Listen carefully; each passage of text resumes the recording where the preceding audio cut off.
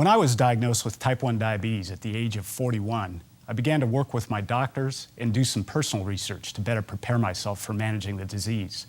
15 years later, I'm still learning ways to minimize the effects of diabetes on my health. But what if you're diagnosed with type 1 diabetes at the age of 4?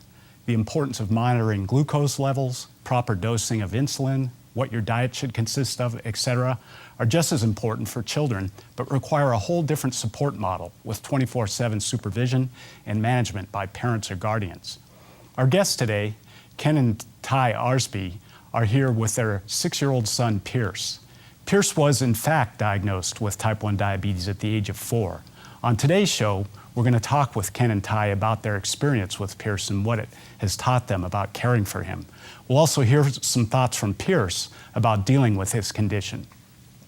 From Peninsula Television, this is Diabetes A1c Forum, a talk show dedicated to influencing improvements in diabetes care through patient collaboration. I'm your host, Patrick Lehner.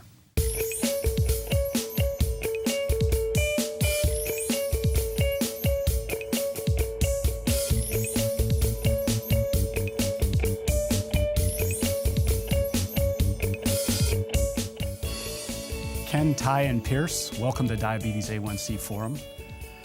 Pierce, what we're going to do is I'm going to talk with your mom and dad and ask them a few questions to start with. And then once we go over a few questions with them, I'm going to ask you a couple of questions toward the end. Is that okay with you? All right, good deal.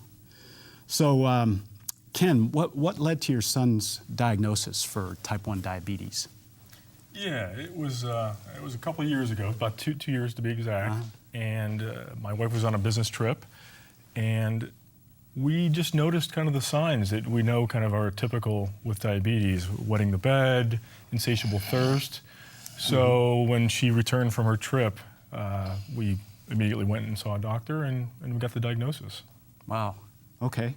So did either of you know much about diabetes, Ty, when you got the diagnosis? The only thing I knew about diabetes was that Ken's aunt had diabetes, type 1.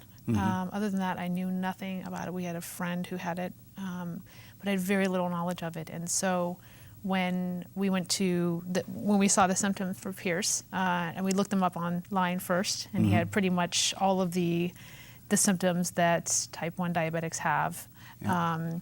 We immediately admitted to the hospital, and it wasn't until we got there that I really understood what it was about and what it was going to entail.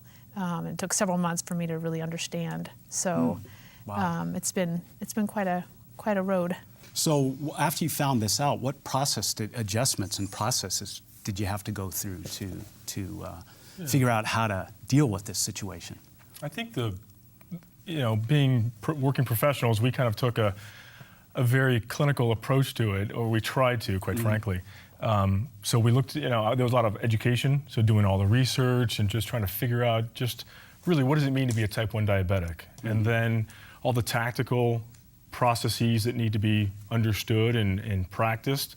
So how do we give how do we check for blood sugar? How do we give an insulin shot? There was a nutritional process, just trying to get ourselves familiar with carbohydrates. Yeah. And I think another part to consider is just the emotional process of going through what does it now mean for our lives, for Pierce, for other children. And so there were kind of lots of different processes that we had to go through, but it really just took us just embracing as much as we could the disease and kind of what Pierce was going to be challenged with, and just being very aggressive and trying to get as quickly up to speed as we could. Now, when you were figuring all that out, did you have to go through a process of trying to figure out who the best doctor was to go through and that sort of thing? Interesting. Definitely. We reached out to our network. There's a lot of different networks of type 1 diabetic parents that we reached out to as a resource to find out what the best doctor was in the area. We started out at Oakland Children's Hospital, then we ended up at the UCSF, then we switched over to Kaiser, so we've kind of run the gamut, if you will. So we definitely reached out to resources for that information. Yeah. Absolutely. So that and you found a great deal of difference between the different places you were going to for? No, to be fair to all of them, it really just came down to, at the time, kind of medical the insurance that we were with at the time, a couple career changes since then. But they're all top notch in the area. We're very fortunate in that respect. But you really do have to advocate on your own behalf in getting in front of the right doctors and kind of pushing for information. It's there, but I think what we've learned and the message we'd like to pass on is that you really kind of have to take on a very active role in kind of managing the diabetes as it relates to the healthcare out there and searching out the right support and the right doctors for your child or yourself. I was just curious because I've found in my own situation that oftentimes doctors are so pressed for time that you really do have to say, wait a minute, what about this, and this to get the information that you need. You can't kind of sit back and wait sometimes. That's true. We haven't found the time pressure to be such an issue, but we have found that because diabetes is such a unique disease, unique to every individual, that it's sometimes hard for the medical professionals to understand what works best for Pierce because they don't live with him every day. So that's been a little bit of a challenge. So it's about communication, make sure that your doctor knows what's going on, make sure you're keeping in regular contact, whether it be by email or some other form. We also keep logs at school. So we're able to send the doctor those logs so they understand exactly what's happening at school during the day as much as possible. So if the communication really makes a big difference, if your doctor is open to that. Yeah, that's and that's a really important point. Is driving home the fact that if you've got 2 or 3 people with type 1 diabetes, how you care for them is going to be completely different for each one, depending on how they react to insulins, how they react to different foods, et cetera. So I think that's a great point to put out there. How did you have to approach Pierce to explain the importance of eating properly when you initially started with all of this? Sure. Yeah. We fortunately come from a relatively healthy eating background, so there wasn't a big stretch in that respect. He understood kind of what are good choices, right? Every parent teaches that. And for us, we never wanted to restrict him. The diabetes and type 1 in particular is, in a sense, just managing the right insulin doses. So he knows what right choices are as a child, and not opting for the cereal in the morning and maybe an oatmeal and stuff. But we don't restrict, and we don't really have to make a big step forward to teach him anything really differently than just that. Did it take a while? Did you come at it with that attitude at first, or did it take a while to determine that was the best way to go? We actually had to, when we were admitted to the hospital, we had to talk to 2 different dietitians, and we had to talk to the doctor as well to have them talk to us about you let him eat what he normally eats, and we couldn't make that leap in our own minds. We said, well, if we're calculating carbohydrates, then don't we want to manage how many carbohydrates he takes in? And they had to talk to us again and again. No. You need to just let him be a child. It's not type 2. It's different. You have to think about it differently. And so I think it took us I can remember us still having conversations 3 months in about, should we let him have this, should we not? So it took us a few months to really say, okay, you know what? The doctors are right. We do need to let him be his own person. We just need to figure out how to give him the proper dose of medication for what he's eating. Yeah, that's a great for parents who are just finding out that they've got a child with type 1 diabetes. That's a great piece of advice too, because I'm sure you're. And there's the other thing that I found about this is psychologically there's a ton of different things that can happen with regard to food, because as you said, both of you were raised with fairly healthy diets and all of that, and that may not be the case for other adults who are used to a different type of a diet. So it's again, there are all these differences, and I'm sure dietitians and doctors are dealing with all these cultural, subcultural differences between how people were raised and what they're trying to get them to do to take care of the diabetes. So that's another difficult area that you can't just do a broad-based swath on and say everybody needs to do this. Right. That's right. That was I think one of the biggest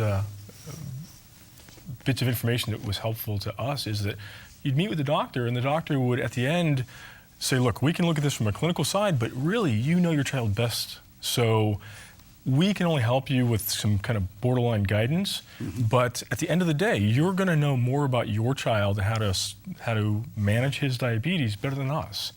And that's what we weren't looking for in the beginning. We wanted somebody that could give us answers to all the problems and be able to kind of diagnose it. And they said, great, that's quite frankly going to be you. So, you know, on the day-to-day side of things. So it's very unique. So with regard to, both of you are full-time working professionals. So what did you have to do at work to talk to your bosses or whatever to make it a workable situation for being able to take care of Pierce the way you needed to? Well, this is uniquely, this is a bit unique for us. When Pierce was diagnosed, I was traveling quite a bit internationally, and we looked at each other and just said, we need to make a change. And I actually stepped away from my career. Wow. For over a year and a half. So he was 4 years old at the time. I got him through his nursery school and into his first grade before I actually went back. So maybe it's not the right choice for everyone, but for our family, we had to make some sacrifices, and that was it, just to exit the career world altogether. Yeah, that's a big step. Right. And I think so. What drove that decision mainly was the emotional aspect. Is that we felt like the pressure that we had and the stress, the additional stress that we had, we needed to have somebody that could manage that full time. Because trying to have both of us manage high pressure careers would be too much for us and not good for Pierce or the other two children. So that's why we made that decision. And fortunately now, Ken is back in the workforce, but he has a somewhat flexible position, and so we're still able to be active in Pierce's diabetes care. So is your position a little less flexible? Are you able to? My position is pretty flexible. I'm able to work from home when I need to, or leave early if I need to for doctor appointments. So and that's been great. We've also had another child care provider who helps out, who has picked up learning about diabetes and who helps us with Pierce and our other two children. And we've also established a relationship with the school where we get constant communication and updates on how Pierce is doing throughout the day. Of course, it took quite some time to get that process instituted, but we do have that now. And so generally speaking, we have a good system around Pierce that's taking care of him on a regular basis. So we felt that we could, have one of us go, or both of us be working full time. Oh, that's good. So what would advice to there's a lot of people, husbands, wives, who both work. What advice would you give to them in terms of maybe how to communicate with their bosses if they run into this type of a situation? Just go to them and be open about, how did you do that? I think being open is the most important thing, and trying to educate your boss on what the disease is and what it entails, and what are some bumps that might come up and some reasons where you may need to be out of the office, or why you may be on the phone during the day, or things like that. But communication, I think, is very important, being transparent about that. For me, in my situation, that's been the most important. Same for you, Ken? I think the same. The other thing is that with the prevalence of the disease growing, I think most people know somebody, or we're only a few degrees separated from somebody that has type 1 probably. So it makes it easier to go to your boss or to go to a colleague and say, look, I need maybe some time off, or I need maybe you to help with a deliverable that's due, whatever the case may be. But people are just generally receptive. So open communication, being honest, maybe even a little bit of education for those that don't really understand. It's very serious, and so I think if you can explain that, it makes it easier to navigate kind of the day-to-day activities that take away from maybe a work schedule. If they know that this is very serious and this is something that takes a priority in anybody's life. And on the lighter side, I think in my office, I have a very open office environment. There's no offices. And so when I first started this new position, I explained to them kind of in a joking way, there might be times where my phone might ring and I'm going to pick it up and I'm going to say a number. and there's nothing illegal going on. It's either my husband or my nanny calling me to say, what is the amount of carbohydrates in a half of a cup of oatmeal? And I'll be like, 26, bye. So, it's just one of those things where no you kind of going make on. you kind of make it a little bit lighthearted as well. And you try to explain that, these are reasons why I get these phone calls during the day, and people are generally pretty understanding. So let's circle back to food a little bit. So during the holidays and things like that, that doesn't seem to be a problem in terms of sweets and that kind of thing? No, I think we've been really open. I think like we talked about earlier, we let Pierce be a kid as much as we can. It's always, the disease is so closely intertwined with food, and that's just the fact. Yeah. And so we do have to be mindful, just like any parent would be, about Pierce's diet, and we're always challenged by what different foods do to his blood sugars. Yeah. But we still try to let him be a kid and eat what he wants to eat as much as possible within reason. Yeah. So we're not impacted too much by those different holidays and events. I'd also like to circle back with you on the maybe probably a huge challenge is how to educate people at Pierce's school about what to do and how you get these reports every day from school. I mean, you guys must have gone through some hoops to educate everybody at school about what's going on and what information you need and all of that. So can you give some insight into what that whole process was like? Yeah, the school thing was the biggest challenge. I mean, bar none, the diagnosis is tough, and it's obviously there's a lot on a day-to-day basis that has to happen. But knowing that he's going to be at school 7 hours, he's in first grade and out of our care, making sure that the nurses were teed up and they're at the regular scheduled time and they had the right tools to do their job, and that the principal understood kind of the gravity of things, the teachers. It's really where we've spent our most amount of time. A 504 plan in place, and I recommend that if your listeners or viewers don't know what a 504 plan is, they look it up, because it's a way to give a child or of any special need an equal opportunity to an education. So we really spent a lot of time, and we've been very fortunate with resources on here in the Bay Area, San Francisco Bay Area, people that we could reach out to kind of help guide us on how do we talk to our teachers, what's the right amount of time in front of maybe a school superintendent on occasion to explain the resources that the school needs to have to support our child. But it's really where we've spent almost all of our time, and it's been the most frustrating on many occasions, but we're finally making some progress. That's good. So that's ongoing. Yes. Yes. And I would say that, the two things in addition to what Ken mentioned was, aside from the stresses that we have just of making sure that Pierce is okay, like Ken said, the school issue has been the most stressful, dealing with that. And I think the other important point that parents might want to know is that it really has to be the parent that's driving it.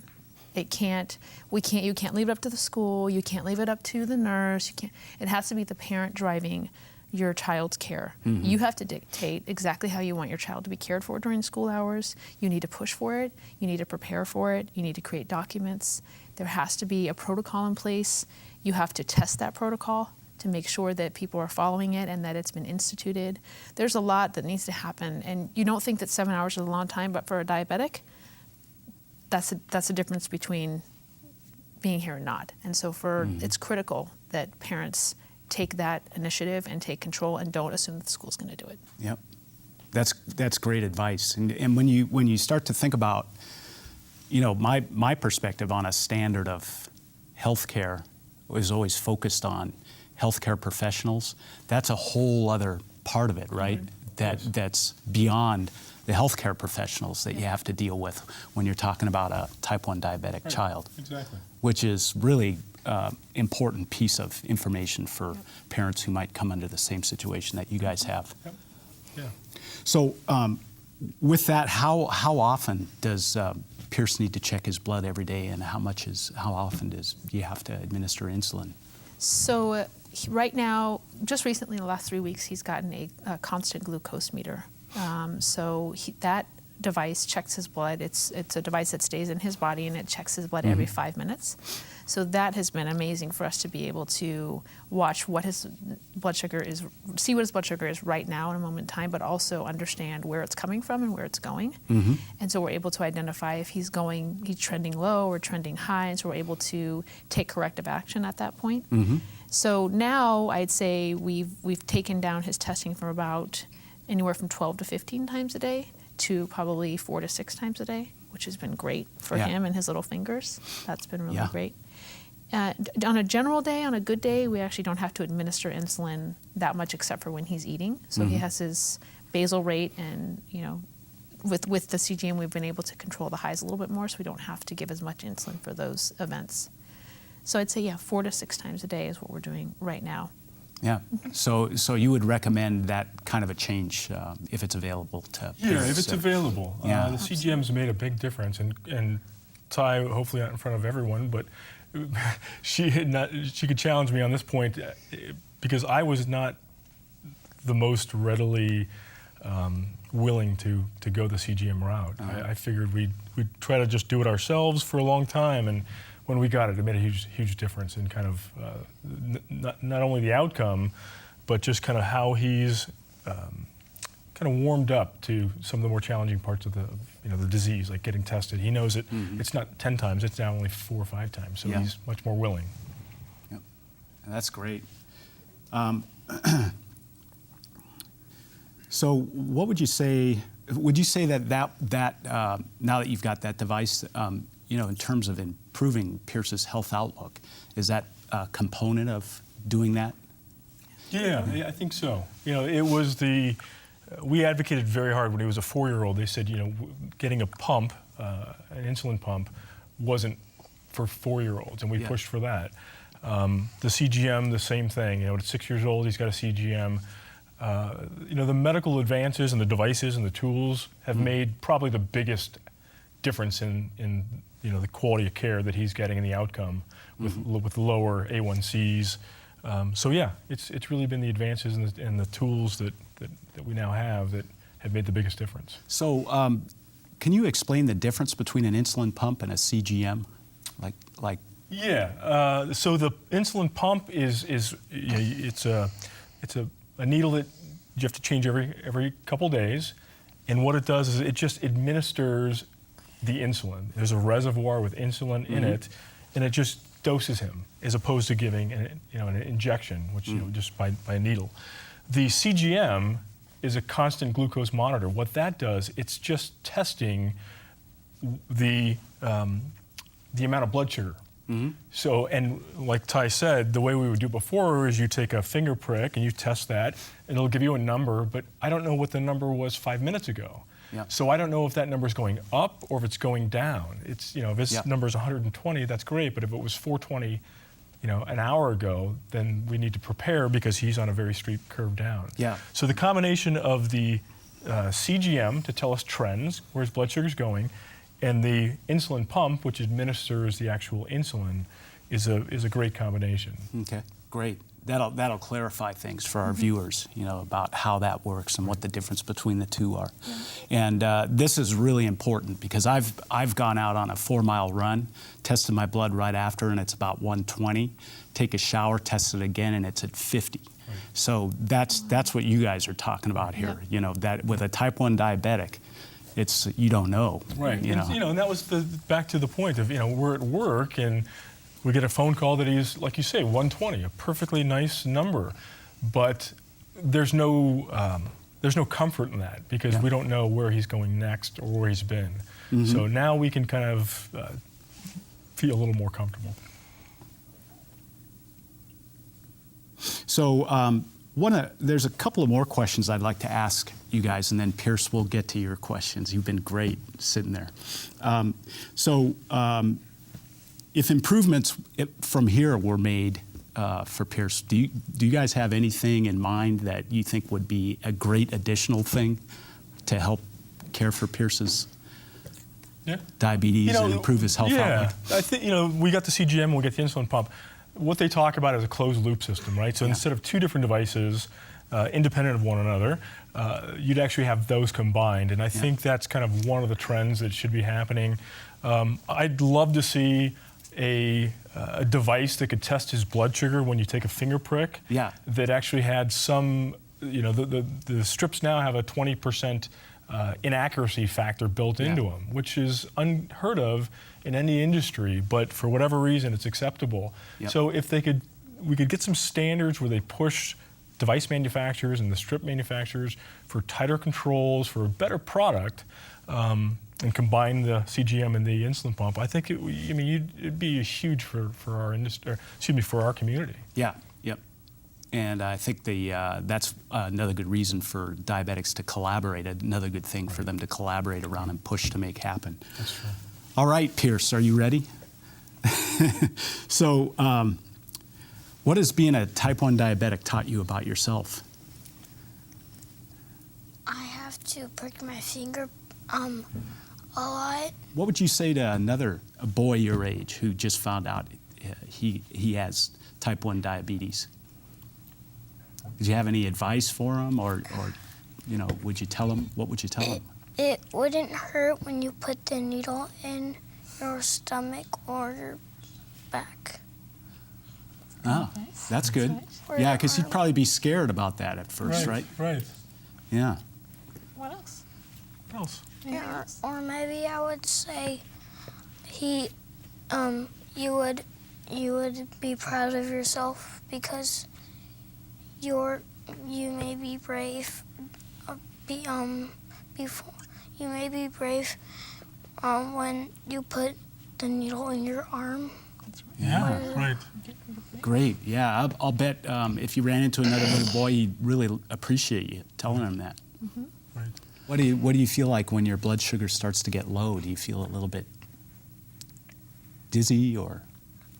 I feel a little bit fast heartbeat and shaky.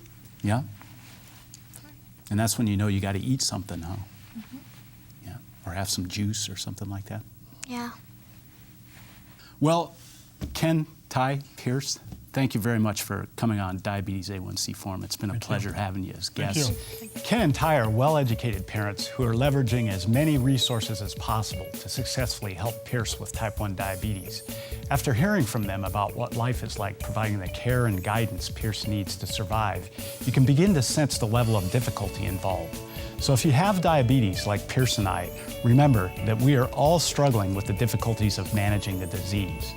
Diabetics spend between 170 and 180 billion in the U.S. on direct medical costs for treatment every year.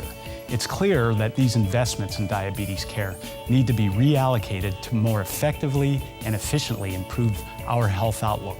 Thanks for watching. Join us next time on Diabetes A1c Forum.